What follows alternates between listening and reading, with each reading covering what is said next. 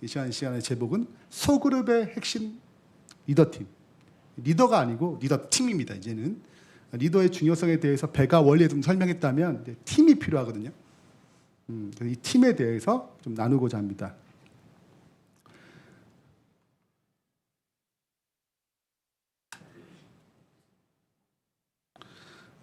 리더는 정말 중요합니다. 리더를 세우는 것도 아주 중요해요. 근데 이 리더를 세울 때 두 가지 훈련이 진행되는데, 하나는 교회에서 세우는 거기 때문에 교회에서 훈련이 필요해요. 아무나 세울 수 없잖아요. 교회에서 진행하는 훈련이 필요하고, 또 하나는 하나님께서 리더를 세우십니다.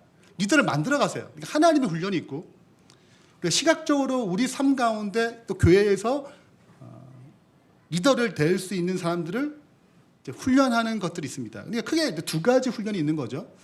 교회에서 리더를 세우기 위해서 하는 훈련들입니다. 그리고 하나님께서 한 사람을 세우기 위해서 진행하는 훈련들이 있어요. 교회에서 하는 훈련들은 뭐 교제를 통해서 또 여러 가지 훈련들의 관계를 통해서 이제 성장하게 되지만, 또 하나님 훈련들은 훨씬 더 다양하게 우리 삶의 여러 가지 문제들, 여러 가지 고민들, 염려들, 또 관계들을 다 총동원해서 하나님은 우리를 그분의 사람으로, 그분의 리더로 세우십니다. 먼저 교회 훈련부터 살펴보겠습니다. 교회는 리더를 훈련시켜야 되는데요. 소그룹 중재 교회에 세우라는 파트에서 무슨 얘기를 다루냐면, 소그룹 시작했다가 실패한 경우를 다룹니다. 이유가 뭔가? 이런 걸 다루는 내용이에요. 한 소그룹 컨퍼런스에서 강의를 하다가 휴식 시간에 10분 간격으로 두 가지 슬픈 이야기를 들었다. 2년 전 그들은 교회의 소그룹 사역을 시작했다. 그들이 소그룹에 대한 비전을 제시했을 때 사람들은 아주 좋아했다. 첫 해 교회에서 24개 정도의 소그룹이 시작되었다. 모든 성도들에게 소그룹에 참여하도록 격려했고 사역은 급성장했다. 되게 좋은 거예요. 네, 교회에서 반응이 이제 좋았고, 이제 시작하자 그래가지고 반을 나누고 시작한 것입니다. 그러나 1년 후 교회들에게서 3개의 소그룹만 남아 있었다. 교회는 다니지만 소그룹은 다 깨진 거예요. 3개만 남았습니다.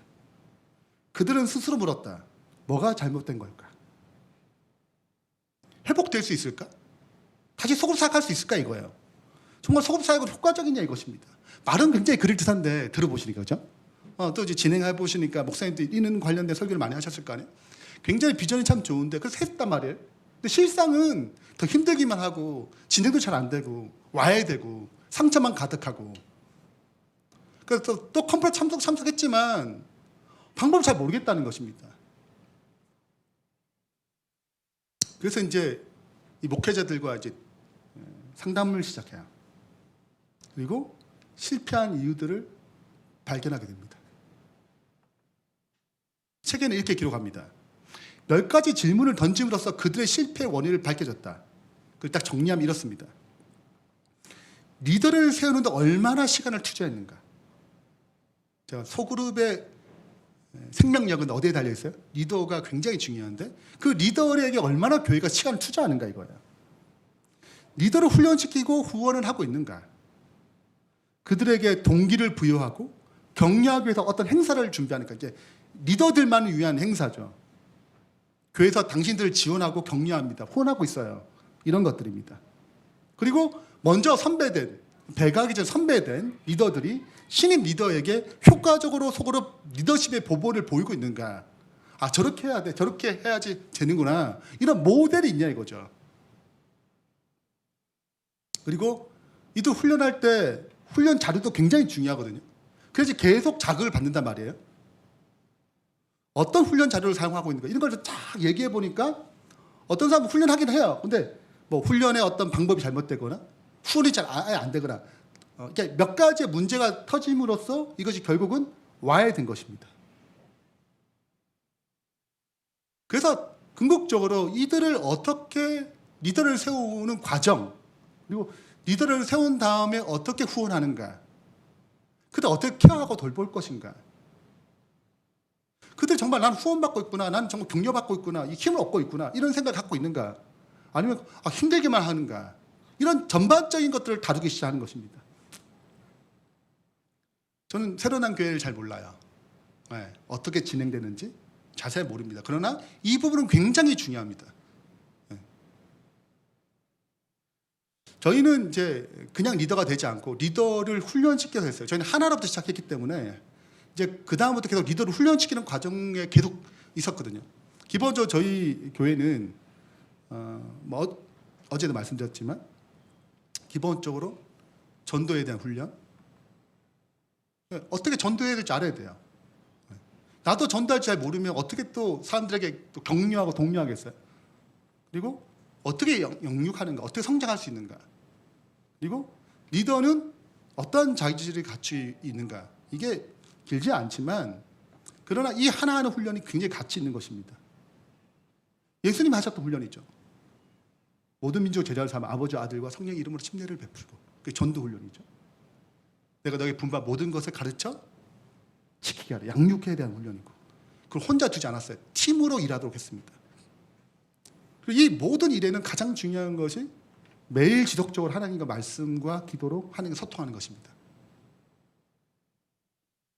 결국은 사람이 리더가 중요한 것이죠. 여러분 스타벅스 아시죠? 스타벅스의 경영 기본 커피숍과 다릅니다.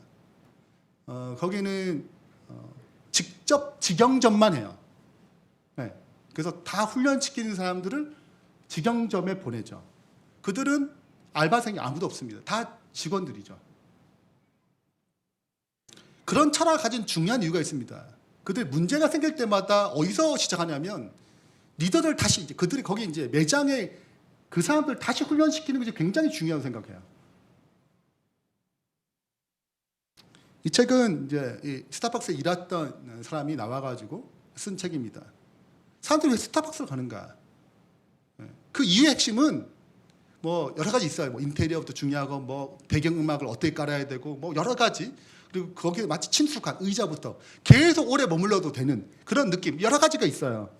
있는데 가장 중요한 것은 이것이 제1법칙. 사람을 성장시키면 사람이 사업을 성장시킨다.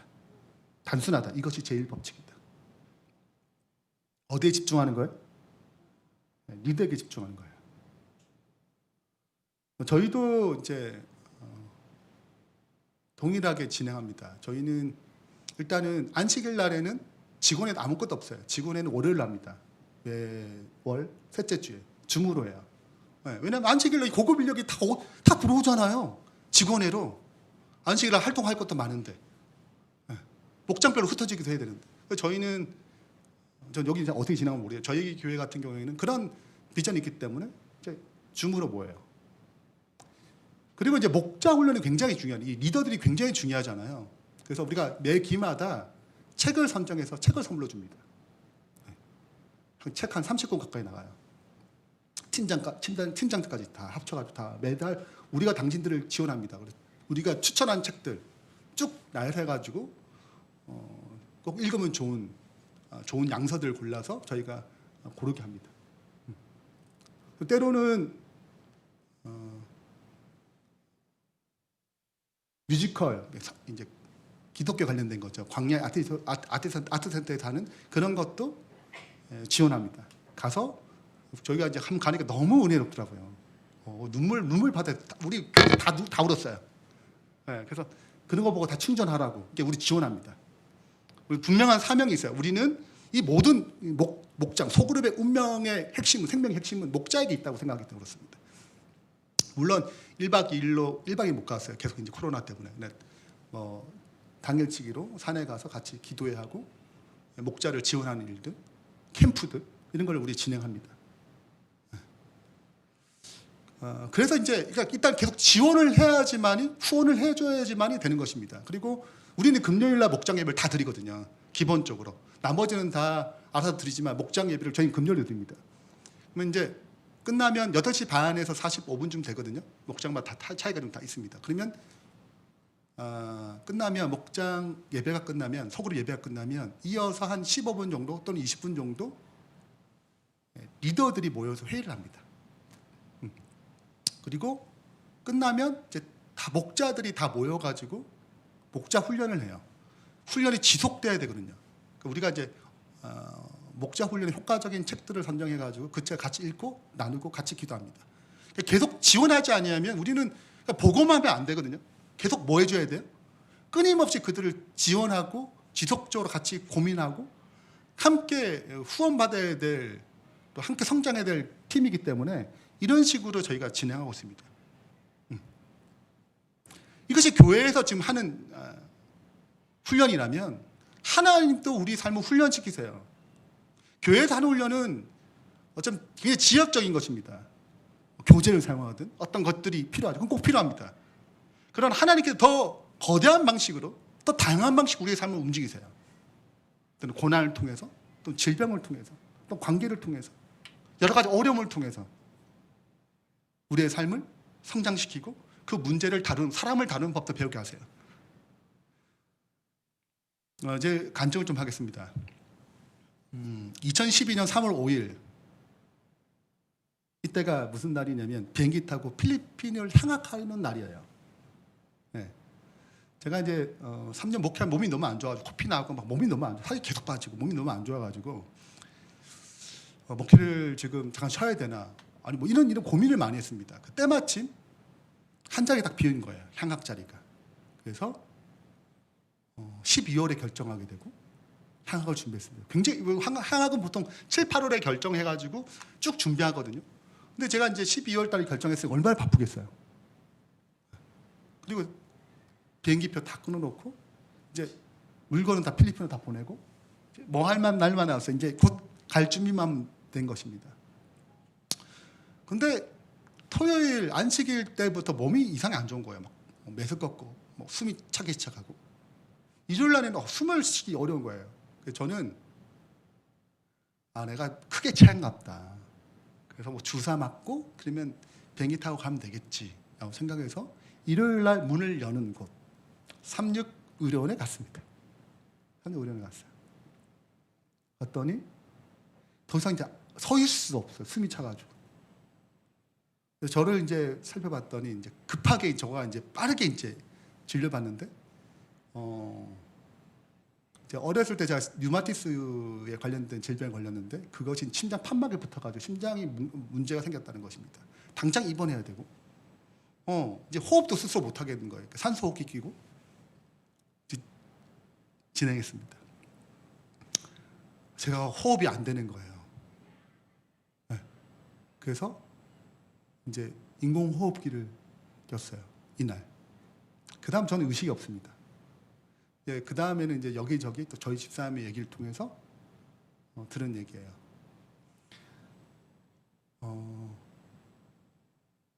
이제 문제가 좀 심각해졌습니다. 얼마큼 심각해졌냐면 가족들이 다 올라와야 돼. 죽을 줄 알고. 예. 살 확률은 30%, 죽을 확률은 70%예요. 예, 그렇게 해서 진행됐습니다. 근데 제가 제 이 심장이 어느 정도 망가졌냐면 진짜 삼육의료원에서는 이런 수술을 해본 적이 없고 삼성의료원에 5번 정도 이런 큰 수술은 5번 정도 하지 못한 특이한 케이스인 거예요. 예, 학회지에 낼 만큼, 학술지에 낼 만큼 그런 특수한 케이스입니다. 어디서 수술해야 돼요? 삼성이나 아산이나 가야 되거든요.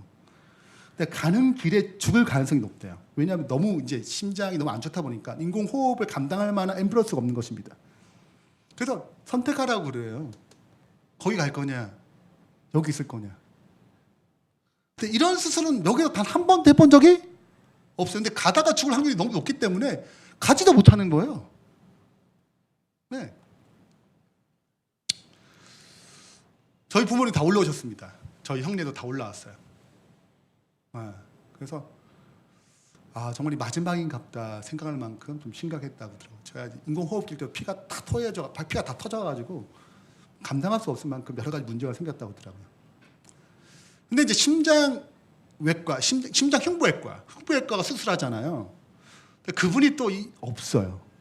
그분이 휴가를 받은 날이에요.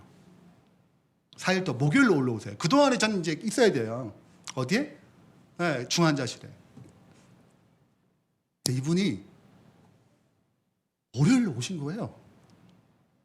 왜 오셨냐면 그날이 그 이제 삼육의료원에서 이제 의사들이나 간호사들이나 일 잘하신 분들을 이렇게 우수상 같은 거, 이렇게 상을 주는 그런 날이라 그 상을 받으러 오신 거예요. 근데 너무 심각한 환자가 있다고 해서 저를 본 것입니다. 당장 수술해야 될 만큼. 그래서 3월 5일 그날 수술로 들어갔어요. 실은 저를 수술할 수 없는 상황이에요. 삼육의료원은 첫 번째 장비가 없어서. 근데 원래는 그런데요. 이렇게 심장센터가 생기면서 장비를 하나씩 구입하기 시작했답니다. 그게 1억이 넘는 고가거든요.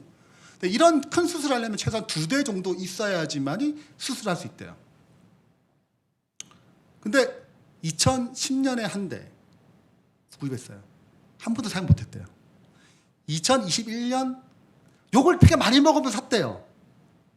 그리고 이렇게 저한테 이제 재무과장님이 나오셔가지고 말씀하시더라고요. 그래서 그때 샀대요. 근데 이 2대를 제대로 가동해 본 적이 없대요. 그러니까 쉽게 말하자면 이런 환자는 여기 오지 않는다는 뜻이죠. 근데 이 2대를 구입하면서 뭐가 되냐면 수술할 수 있는 뭐가 환경이 된 거예요. 네, 제가 처음 사용한 사람입니다. 네. 더 기가 막힌 거는 저한테 이제 흉부외과 과장님이 저한테 수술 끝난다 저기 이제 이렇게 후속 처리를 위해서 계속 방문했는데 저한테 이런 얘기하더라고요. 이제 이 기계가 처음 사용할 때 오작동이 많대요. 근데 내가 이 다른 분들 이제 이 수술을 이제 한 대 정도 쓰는데 2대 동시에 쓰기에는 굉장히 보통 그런 수술이 없는데 이게 만약에 오늘도 수술하다가 잠깐 이제 오류가 생겨가지고 다시 이제 오류 수정해서 그분이 수술 잘 받았는데 목사님 같은 경우에 그게 오류 나면 그냥 죽습니다. 그러더라고요. 근데 오류가 한 번도 안 났대. 그 시간 동안에. 그것도 우리 하나님 은혜죠. 네. 제가 이제 심장 판막이 이제 2개가 망가져가지고 기계 판막을 넣고 조영수를 했습니다. 어려운 수술이에요. 근데 참 감사하게도 이날이 목회자 협의회 기간이에요. 이 소식을 듣고 목회자들 얼마나 기도를 많이 했는지 몰라요. 또 아는 교회에서 또 기도를 많이 해주셨어요. 네. 그래서 저를 기도했다고 가끔씩 그런 분이 있어요. 이런 얘기하면 이제 그때 기도했다고 그분이 그분이냐고 이렇게 얘기를 하십니다. 네. 제가 이 말씀이 생각났어요. 에스겔 36장 27절에 주 여호와께서 이같이 말씀하시느니라. 그래도 이스라엘 족속이 이같이 자기들에게 이루어주기를 내게 구하여야 하지니라. 하나님께서 70년이 차면 바벨론에서 예루살렘 다시 인도하겠다는 약속이 주어졌어요. 그런 약속이 있더라 하더라도 누가 원하지 아니하면 너희가 원하지 않으면 이걸 해줄 수가 없죠. 그 너희가 뭐 해야 돼요? 구해야 되죠. 하나님이 다 알아서 하시겠지. 그럴 수 있어요. 그러나 하나님께 우리의 뭘 요구하세요? 우리의 진짜 그렇게 원하. 내가 그렇게 해주고 싶은 너도 그렇게 원하느냐? 그건 강제하는 분이 아니니까. 그래서 우리의 기도를 받으세요. 하나님 저를 살리시는 계획이 있다 하더라도 기도하지 않았다면 저는 응답받지 못했을 겁니다. 여러분 참 흥미로운 사실은 2012년에 이때 처음으로 심장 관련된 질병에 대해서 수술할 때 국가 지원이 나왔어요. 여러분 제가 물어보니까 이게 뭐 삼성 응답하면 몇 억짜리 수술이래요. 저는 파산이죠 그러면. 자 근데 다행히도 이때 나라의 지원도 나오고, 또 위생병원 이렇게 삼육의료원에 했으니까 저한테 이 단가가 다르다고 거기랑 수술한 게 얼마나 잘 되는지 모른다고 그러더라고요. 이게 다 뭐예요? 하나님 기가 막힌 섭리가 있는 것입니다. 알고 보니까 보이지 않는 하나님의 섭리가 있었던 거죠. 때마침 이 수술할 때 이제 삼성의료원과 협진하는데 때마침 이 수술할 날 그 시간에 삼성병원의 가장 유명 이 분야의 권위자가 왔어요. 협진을 같이 했습니다. 네. 이분 또 너무 궁금해가지고 온 거예요. 네. 그래서 같이 수술해가지고 이렇게 회복하게 됐습니다. 하나님 은혜죠. 이게 이때 제 모습입니다. 네. 좀 얼이 빠졌죠. 여러분 이제 심장에 문제가 생기니까 여러분 걷는 것 자체가 안 돼요. 숨 쉬는 게 어렵고 보통 50%가 넘어야 이제 이런 정상적인 활동을 하고 있는데 저는 이제 한 20%인가 이거밖에 안 돼요. 그러니까 여기서 저까지 걸어가는 것도 얼마나 숨찬지 모르고 굉장히 힘들더라고요. 사방이 아파요. 이런 가운데 이제 있는 것입니다. 이렇게 얼빠진 상태로. 네. 너무 리얼하네요 보니까. 자, 근데 제가 이제부터 이제 판막이 이제 심장 판막이 제 심장이 아니고 기계 판막을 넣었으니까 이 심장이 이제 펌프질하면서 이제 기계 판막을 지날 때마다 기계니까 부드럽지 않잖아요. 부딪히면서 혈전이 생깁니다. 혈전이 이런 데 가게 되면 터지기 위험하겠죠. 그래서 제가 평생 먹어야 될 약이 와파린이라는 약입니다. 이건 항응고제예요. 응고하지 않도록 막는 것입니다. 제가 이걸 계속 복용해야 돼요. 자, 근데 여러분 이걸 가장 방해하는 것, 응고를 자꾸 시키는 것을 더 적게 먹어야 되거든요. 그럼 적게 먹어야 될 음식이 뭔지 아세요? 아니에요. 고기는 추천 것 중에 하나예요. 채식. 비타민 K가 응고하게 만드는 것입니다. 그러니까 이걸 채식을 많이 먹으면 수치가 확 올라가요. 저는 이제 보통 피가 나오면 지혈이 잘 안 되거든요. 보통 사람보다 2배에서 3배 정도 지혈이 안 됩니다. 그걸 이제 압박을 해야 돼요. 근데 제가 채식주의자였거든요. 근데 채식을 잘 못 먹는 거예요. 좀 굉장히 괴로워요.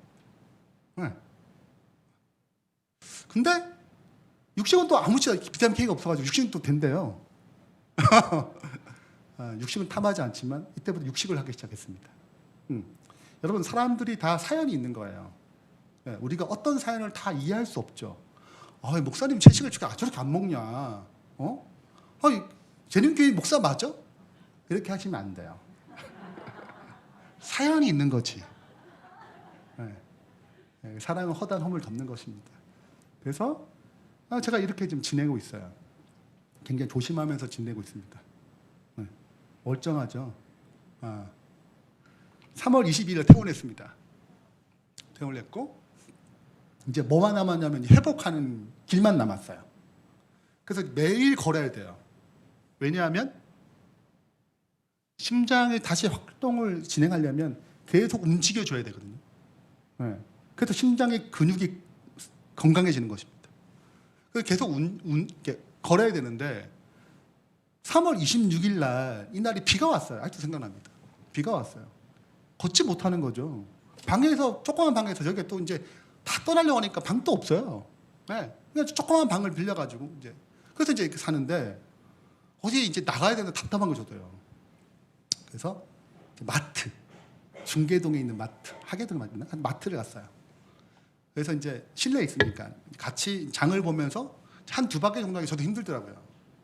그래서 저는 이제 잠깐 쉬고 저 집사람이 마트를 이제 마무리 이제 장을 봤는데 제가 쓰러진 것입니다. 터진 거예요. 119가 오고 막 난리 났습니다. 119 오고 막 데려가고. 근데 이제 제가 심장 수술했잖아요. 뭘 먹어요? 와파닐 먹어요. 그러면은 수술하려면 이걸 끊어야 됩니다. 왜? 피가 나오잖아요. 뇌 수술하려면 피가 나오죠. 이 피를 뭐 해야 되냐면 이게 지혈해야 되는데 이 와파닐 먹는 날 계속 피가 더 많이 나오기 때문에 와파닐 끊어야 돼요. 근데 제가 수술한 지 얼마 안 됐거든요. 그게 이게 세요. 이게 센 기계야. 그러니까 뭐가 더 잘생겨요? 혈전이 더 잘생기는 것입니다. 자, 그러면 이제 고민이 있죠. 어떻게 할 거냐? 수술해야 되냐 말아야 되냐. 그래서 처음에는 수술 안 하기로 수술해서 어떻게 말려보고자 이제 약품을 쳐가지고 이걸 말려보려고 했는데 안 말려지는 거예요. 잘 안 되는 거예요, 이게. 그래서 의사들끼리 제 앞에서 막 서로 비싸게 싸우고 막 그랬어요. 또 약을 끊으면 수술할 수 있는데 다시 뭐 할까봐 또 생길까봐 또 터질까봐 이런 이제 고민이 이게 생긴 거예요. 근데 결국은 이제 안 말려지는 것입니다. 그래서 7일 지나고 결국 수술을 진행했습니다. 이렇게 살아있는 거 보니까 수술 잘 된 거예요. 그죠? 네, 하나님 은혜죠. 제가 이제 수술을 잘 했습니다. 근데 이제 힘들더라고요. 제가 이때는 이 심장에 대해서는 그렇게 힘들지 않았거든요. 근데 이것까지 하면서 제가 약간 멘탈이 좀 기억력이 안 좋아지는 거예요. 하루는 이제 저희 병문안하러 우리 집사님들이 오셨어요. 목사님, 제가 누군지 알죠? 그거 알죠, 집사님 알죠. 제 이름이 뭐예요? 이름이 생각이 안 나요. 이름이 생각이 잘 안 나요. 진짜 이름이 생각 안 나더라고요. 그게 잘하는 집사님인데 이름이 생각이 안 나요. 두 번째, 그러면 목사님 이건 알겠죠? 성경이 몇 권이에요? 제가 바로 얘기했어요. 100권! 여러분, 이런 사람에게 지금 설교 듣고 있어요. 네. 목회를 하겠어요? 어렵죠. 저희 집사람은 그 생각, 목회를 하기 어려울 수도 있겠다 생각을 했어요. 이게 예전에 굉장히 총명했었는데 그렇지 않은 거예요. 여튼 이런 가운데 과연 하나님께서 내게 무엇을 원하는가? 하는 뜻은 무엇인가? 고민이 될까 안 될까요? 고민이 되더라고요. 그러니까 이런 시간들이 저한테 1년 휴직이었어요. 목회할 에너지도 없고 힘도 없으니까. 1년을 이제 5월 7일 태어나면서 이제 1년 동안 이제 휴직을 냈습니다. 이게 이제 제 수술한 모습이에요. 근데 제가 이제 이때는 잘 몰랐죠. 이때는 하나님께 또 섭리가 있겠지. 이게 믿음을 받아들였지만 이 마음을 추스리기 쉽지 않더라고요. 네. 그리고 이제 교회 다니고도 쉽지 않아요. 여러분 교회 다니는 거 쉽지 않더라고요. 네. 어느 교회 갈지도 잘 모르겠고, 네. 또 눈치도 보이고, 이런 여러 가지가 저한테 굉장히 많은 어려움을 겪게 만들었습니다. 이런 가운데 참 하나님의 섭리가 있는 거예요. 이런 가운데 어제 제가 제자훈련 때 두 집사님 만난 거예요. 네. 김인수 장로님과 지금 장로님인데 김영희 장로님, 지금 저희 교회 두 장로님이신데 그분을 만났어요. 네. 네. 그래서 제가 휴직 기간이 아무것도 없거든요. 네. 백수, 전형적인 백수. 근데 같이 성경 공부를 하기 시작했습니다. 네. 새 가정에서. 그게 제자훈련 교재가 나오게 되고 선교단이라는 팀이 생기게 되고, 그래서 지금 놀라운 사역들을 지금 하고 있는 걸 됐어요. 만약에 이때 그렇지 않았더라면 실은 저는 이렇게 되지 못했을 거예요. 네. 이런 꿈을 펼치지도 못했을 겁니다. 교회를 개척하지도 못했을 거예요. 이게 돌아보니까 이 하나하나가 하나님께서 한 사람을 세우기 위한 하나의 방법이더라고요. 내가 고난 자체가 사람을 성숙하게 만든 게 아니에요. 고난에 대한 나의 태도가, 내가 이 태도를 어떻게 갖는지, 갈등 가운데 내가 어떻게 하나님께 굴복하는지, 내가 끝까지 하나님을 의지하는지, 이 선택에 의해서 이 고난이 나를 성숙하게 만들고 나를 새롭게 만들더라고요. 욥기 23장 10절 유명한 성경절이죠. 나의 가는 길을 오직 그가 아시나니 그가 나를 단련하신 후에 내가 정금같이 나오리라. 하나님께 여러분 삶을 훈련시키십니다. 고난과 환난은 실은 하나님 주신 건 아니에요. 나의 잘못이든 사단의 괴락이든. 그러나 중요한 것은 요셉이 형들에게 팔려갔더라 하더라도 하나님이 그 어려운 상황을 통해서 그를 총리로 만들듯이 우리 삶 가운데 어려움이 생기고 역병이 생긴다면 그건 또 하나의 기회입니다. 나를 성숙시키는 것도 굉장히 중요한 기회예요. 고난만큼 나를 성숙시킬 수 있는 좋은 기회가 또 없습니다. 가득 찬 잔에는 움직이기 어려워요. 왜? 가득 찼으니까. 그러니까 대부분 다윗도 솔로몬도 다 잘날 때 범죄했어요. 일이 잘 풀릴 때 범죄했습니다. 타락했어요. 고난의 때는 실은 굉장히 하나님을 깊이 만날 수 있고 성숙할 수 있는 진짜 좋은 기회입니다. 하나님께서 우리의 삶을 이렇게 다듬어 가세요. 그것이 하나님이 우리의 삶을 훈련시킵니다. 교회 교회에서도 훈련이 필요하지. 하나님도 훈련을 시키죠. 우리의 삶은. 그리고 그분이 가장 원하시는 그곳에 우리를 두길 원하십니다. 그렇게 리더가 탄생하는 거예요. 소그룹에서 리더는 어떤 자세가 필요한가? 성공하는 리더 8가지 습관에 대해서 책에 이렇게 기록되어 있습니다. 그대로 제가 사진 찍어서 가져왔어요. 첫 번째, 건강하고 성장하며 배가하는 그룹을 인도하는 꿈을 꿔라. 이런 꿈을 계속 가져야 된다는 것입니다. 내 소그룹이 더 건강해지고 성장하고 또 배가할 것을 계속 꿈을 꾸는 거예요. 기도하면서. 하나님의 꿈이잖아요. 두 번째는 매일 멤버를 위해 기도하라. 세 번째는 새로운 사람을 초대할수록 자꾸 초청하는 것이 돼야 돼요. 그래서 좋은 모임은 누구나 언제나 얘기만 하고 데려올 수 있는 그룹입니다. 우리는 아직 어려워. 아직 준비가 덜 된 거죠.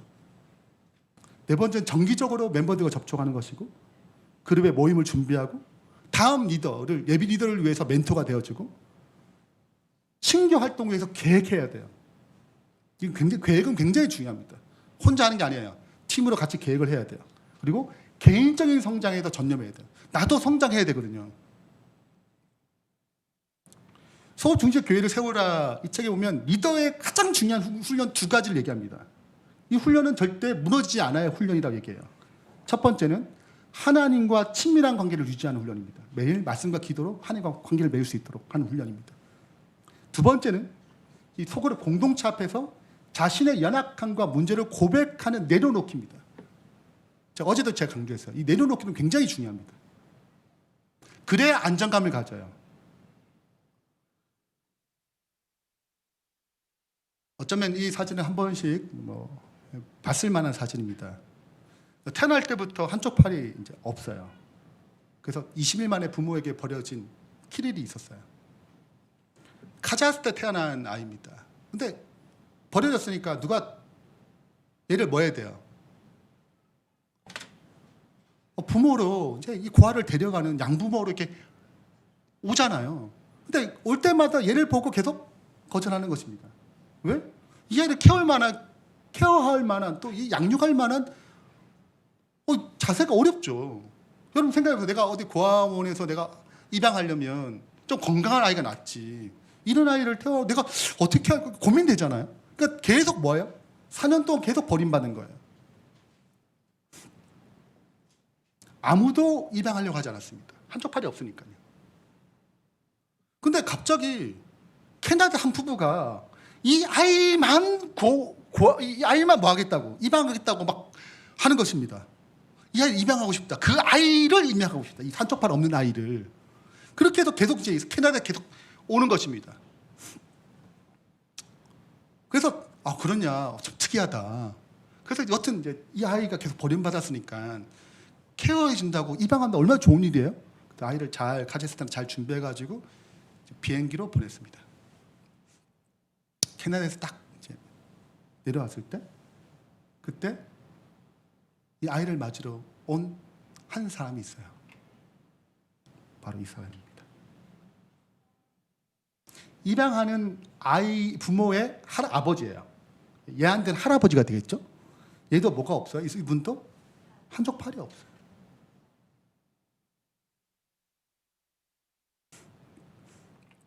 나는 아이 앞에 무릎을 꿇고 오른팔을 보여줬어요. 그냥 쭉 내밀었죠. 키릴은 흠칫 놀라더니 곧 그의 오른팔을 뻗어 내 오른팔을 만졌어요. 여러분 이제 후속 사진 굉장히 많이 있습니다. 너무 행복하게 잘 사는 그 누구보다 친한 할아버지와 키릴의 관계를 또 얘기하고 있어요. 왜 마음을 오픈하게 됐죠? 공감되잖아요. 여러분 리더가 내 약점을 내려놓는 거 쉬운 게 아닙니다. 그러나 내 약점을 내려놓으면 비로소 다른 사람도 약점을 고백하기 시작해요. 그래서 뭐가 됩니까? 영적인 소통과 치유가 일어나기 시작합니다.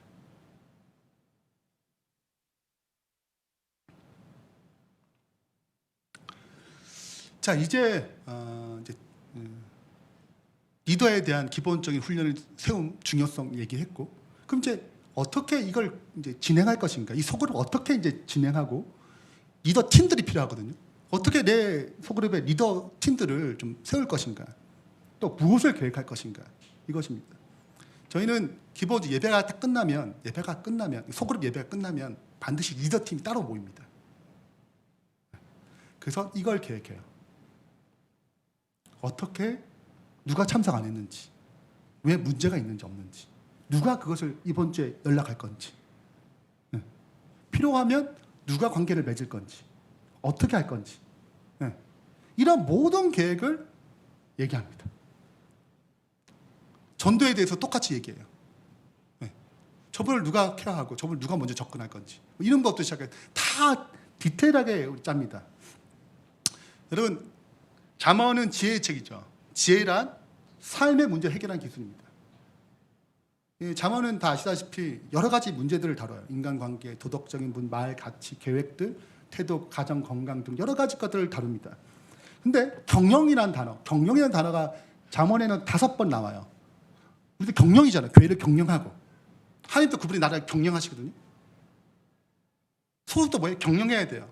근데 경영할 때 5번의 경영이라는 단어 나오는데, 이때 3개의 경영에 대한 기술이 등장합니다. 그걸 정리하면, 첫 번째는 경영을 잘하려면 반드시 의논해야 돼요. 의논이 없으면 경영이 무너지고, 지략이 많으면 경영이 성립되느니라. 경영은 의논함으로 성취되나니 지략을 베풀고 전쟁할지니라. 그때 전쟁은 굉장히 중요한 것이기 때문에 의논해야 돼요. 두 번째는 이제 부지런함을 얘기합니다. 부지런 자의 경영은 풍부함에 이를 것이다. 아, 이거 부지런해야 되는구나.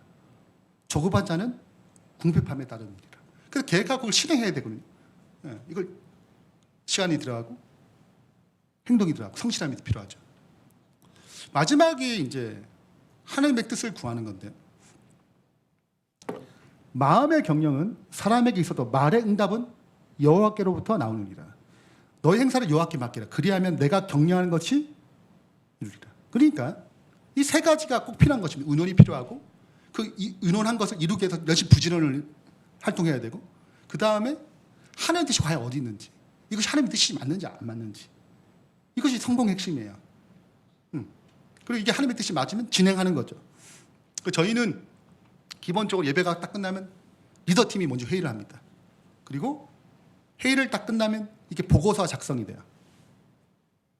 보고서 작성하면 이렇게 찍어가지고 카톡방에 올립니다. 그 목자 보고에. 무슨 내용이 들어가는가? 첫 번째는 누가 참석했는가. 그리고 우리가 10명이 모이면 다 잘라서 이제 소그룹을 하기 때문에 그 소그룹의 내용이 뭔지 몰라요. 소그룹의 내용을 듣습니다. 어떤지, 분위기 뭔지, 또 얘기하면서 어떤 고민이 있는지, 자기를 드러내니까 고민도 들릴 거 아니에요. 그런 것들을 우리가 어떻게 도와줄 건지, 이런 얘기를 다 같이 하게 돼 있습니다. 그 다음에 두 번째는 빠진 분들, 결석자, 결석자를 케어해요.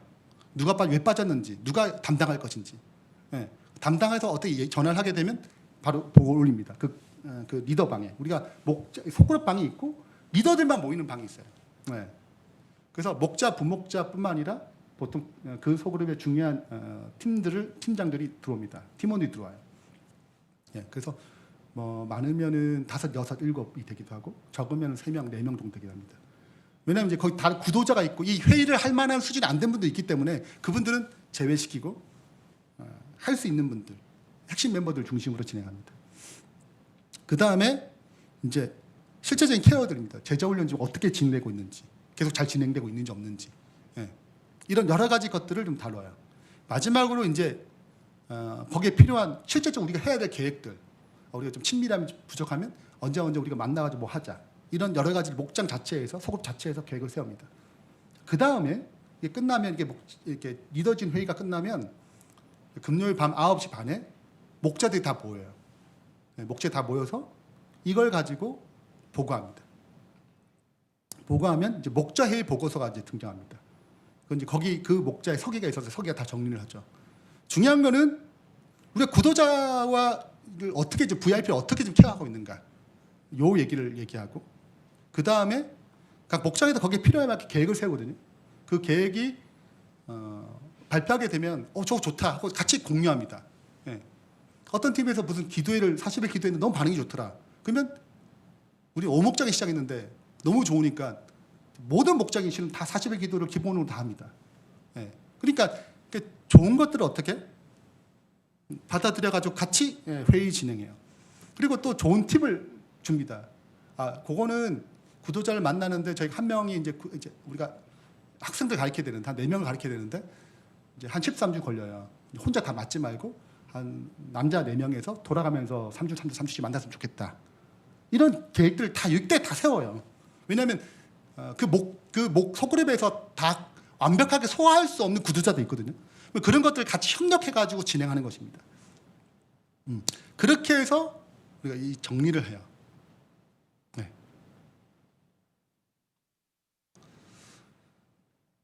여러분 이 장면을 아시죠? 중풍병자 친구를 데려와서 지붕을 뜯어가지고 친구를 내리는 것입니다. 원래는 갈 수 없어요. 너무 사람이 많아가지고 포기할 수 있어요. 근데 뭐 한 거예요? 우리 어떻게 하면 좋을까? 얘를 어떻게 예수님께 인도할까? 뭘 세운 거예요? 계획을 세운 거예요. 그리고 누구 뭐 어떻게 올리고 어떻게 하자 해가지고 탁탁탁 해서 예수님께 인도한 것입니다. 여러분 누구 전도할 때 방해가 많아요. 그잖아요, 그죠? 그거를 안 되는 값도 아니라 물론 하나님의 인도하심이 필요하지만 기도하고 방법을 찾아야 되는 계획을 해야 돼요. 그래야지 뭐 합니까? 지붕을 뚫고 그분께 만나는 역사가 일어나는 것입니다. 아니 아무 역사가 없어요. 방해 없는 일이 어디 있겠어요. 근데 기도하고 하나님의 방법을 찾고 그러면 지붕을 뚫고 그분께 데려갈 수 있는 지혜와 역사가 일어나는 것입니다. 이 지혜를 성령께서 허락하셨다고 그랬어요. 시대의 소망에는. 그래서 각 소그룹마다 기도함으로 같이 팀들 같이 의논함으로 어떻게 하면 좋은지 계획을 잘 세워서 많은 영혼들 주님께 인도하는 그런 공동체가 되길 바랍니다. 네, 결론을 맺겠습니다. 리더가 정말 중요합니다. 네. 리더가 중요한 이유는 소그룹의 실패가 여기에 달려있어 그래요. 두 번째는 반드시 리더는 전도할 줄 알고 양육할 수 있고 소그룹을 이끌 수 있는 훈련을 받아야 합니다. 교회 안에 이런 훈련이 있어야 돼요. 그리고 리더는 진행하는 자세 자체가 하나님과 친밀한 관계를 유지하는 것과 자기를 오픈하는 것입니다. 마지막으로 혼자 고민하는 것보다 팀을 구성해서 하나님의 지도하심을 구하고 전도와 세움의 계획을 함께 의논할 때 이 경영이 성공할 수 있어요. 그래서 이러한 방법으로 새로운 교회의 각 소그룹들이 큰 열매 맺는 주님의 신실한 영적 공동체가 되길 바라면서 말씀 마치겠습니다.